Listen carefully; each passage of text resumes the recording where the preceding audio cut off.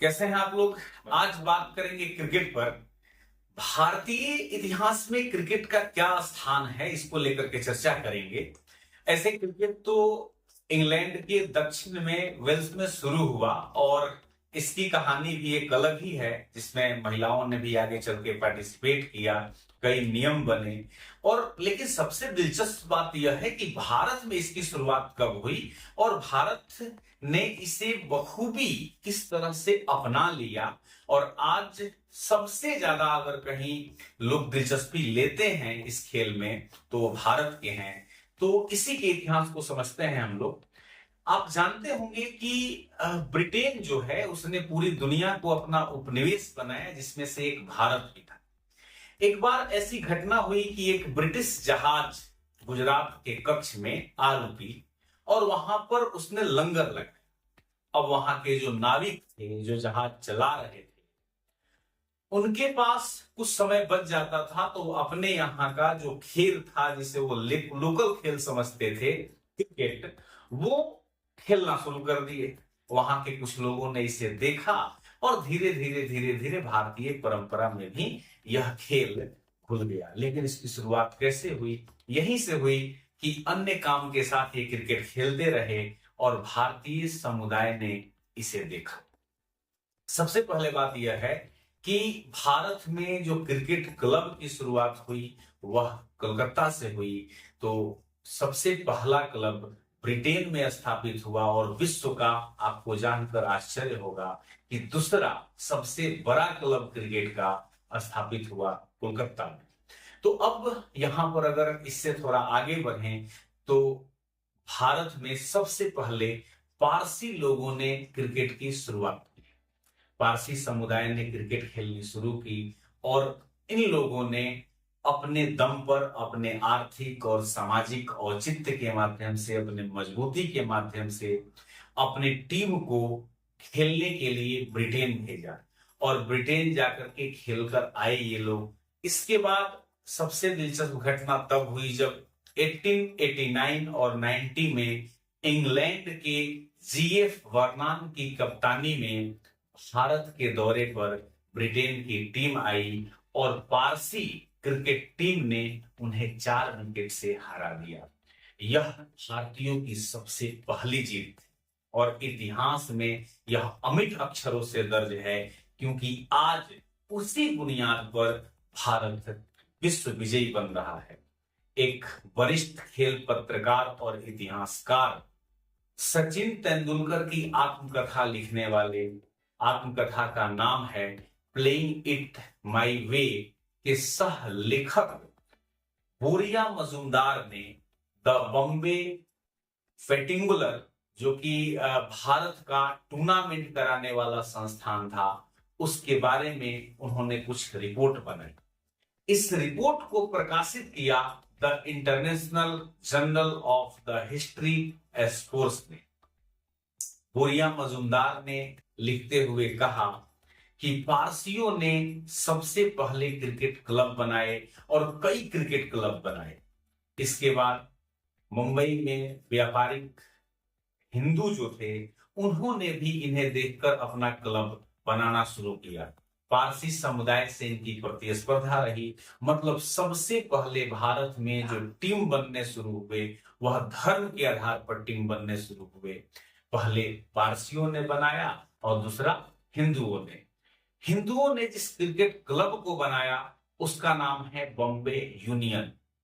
पारसी समुदाय जहां क्षेत्र के आधार पर क्रिकेट का नाम दे रहा था, वहीं हिंदू समुदाय ने धर्म के आधार पर क्रिकेट का नाम दिया।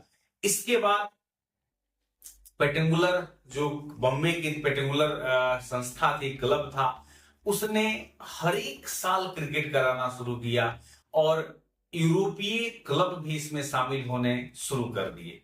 1907 में त्रिकोणीय मैच हुआ, क्योंकि उस वक्त में पारसी क्लब, पारसी के साथ साथ हिंदू और हिंदू के साथ साथ मुस्लिम क्लब भी स्थापित हो गए थे। 1937 में एक और क्लब स्थापित हुआ जिसमें एंग्लो इंडियन और ईसाई समुदाय के लोग शामिल थे। उस क्लब का नाम रेस्ट रखा गया। अब एक व्यक्ति जिसका नाम कौशिक बंदोपाध्याय है, उन्होंने एक किताब लिखी, महात्मा ऑन द बीच। उन्होंने द बॉम्बे पेटिंगुलर के बारे में बहुत विस्तार से चर्चा किया। उसमें उन्होंने लिखा कि 1912 तक इस टूर्नामेंट के कारण भारत में कोई सांप्रदायिक घटनाएं नहीं हुई। यह टूर्नामेंट का आयोजन सिंध, दिल्ली और भारत के कई प्रांतों में आयोजित किया जाता था। कौशिक यही नहीं रुकते हैं, कौशिक लिखते हैं कि उस समय भारत में क्रिकेट के प्रतिस्पर्धा की भावना के कारण क्रिकेट खूब लोकप्रिय हुई और लोग दूर दूर से इस क्रिकेट को देखने आने लगे। लोकप्रियता इतनी आगे बढ़ी कि लगभग भारत के बहुत सारे लोग इसके फैन हो गए और धीरे धीरे गलियों तक में क्रिकेट शुरू होने लगा। अगर देखा जाए तो 1930 के दशक तक टूर्नामेंट में खेल की भावना बरकरार रही और लोग धीरे धीरे इसके प्रति जागृत होते रहे। कौशिक लिखते हैं कि जब मुस्लिम टीम 1924 में एक टूर्नामेंट हिंदुओं के साथ खेली थी, जिसमें जब उसे जीत मिला था तो हिंदुओं ने भी काफी बढ़ चढ़कर जश्न मनाया था। इस बात को देखकर मोहम्मद अली जिन्ना ने इस खेल की बहुत तारीफ की थी और इस भावना की प्रशंसा भी की थी, क्योंकि हिंदू मुस्लिम दोनों एक साथ मिलकर इस चीज का जश्न मना रहे थे। कौशिक यही नहीं रुके। कौशिक ने प्रसिद्ध इतिहासकार ज्ञानेंद्र पांडे के लिखे हुए विवरण को उद्धृत किया और 1920 के दशक के पहले विभिन्न समुदाय और समूह के द्वारा खेले गए क्रिकेट का विस्तृत वर्णन किया। उन्होंने 1920 के दशक के पहले और 1920 के दशक के बाद की कहानी को स्पष्ट करने का प्रयास किया।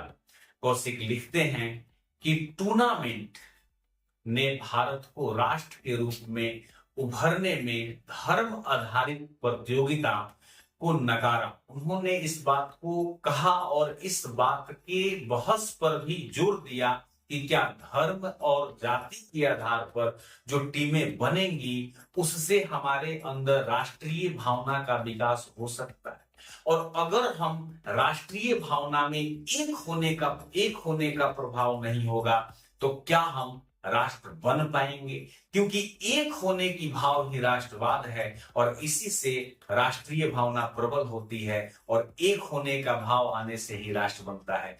हालांकि ब्रिटिश हमें राष्ट्र मानते ही नहीं है। एक घटना के माध्यम से आपको समझाते हैं।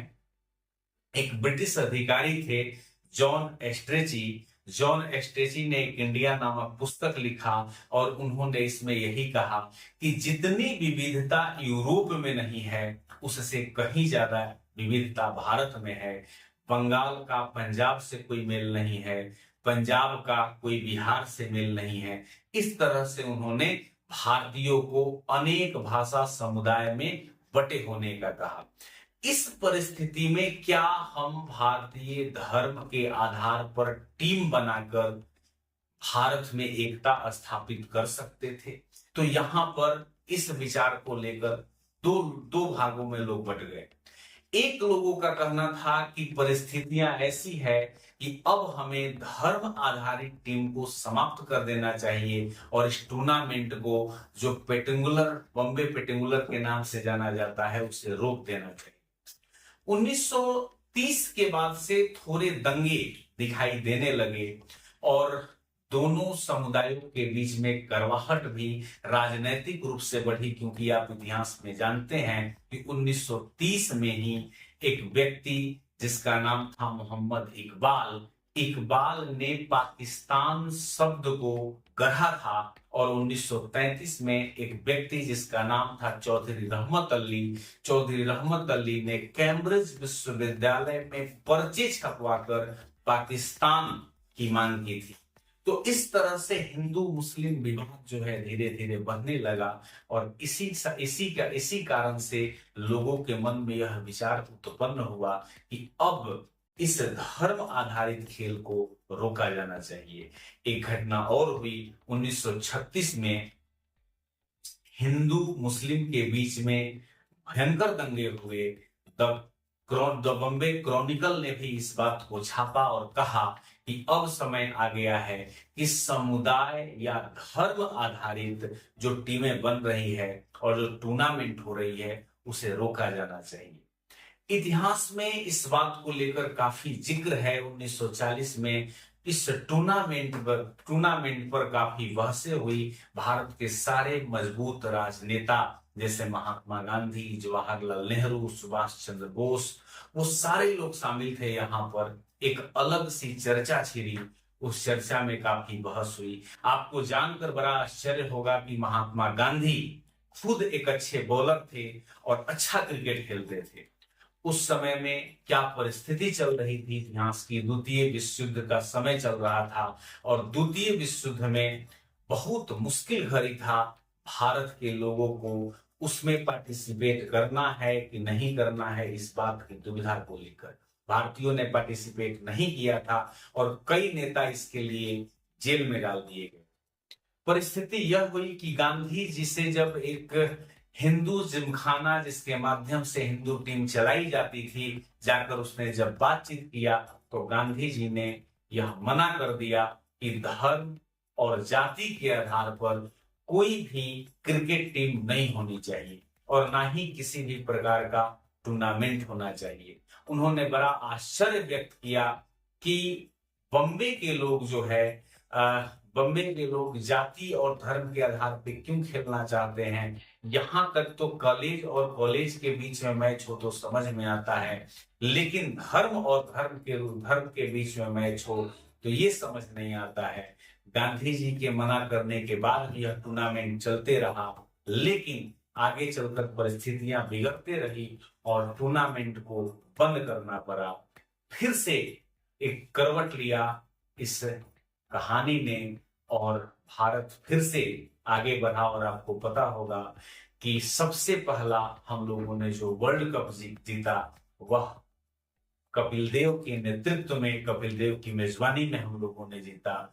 उस वक्त उसके पहले सुनील गावस्कर हमारे टीम के कैप्टन हुआ करते थे और उस वक्त 60 ओवर का मैच हुआ करता था उसके पहले। तो कहानी इसी तरह से आगे बढ़ी। फिर दूसरे किसी कहानी में हम लोग आगे की कहानी को, क्रिकेट को समझने का प्रयास करेंगे। तब तक के लिए धन्यवाद। Thank you so much.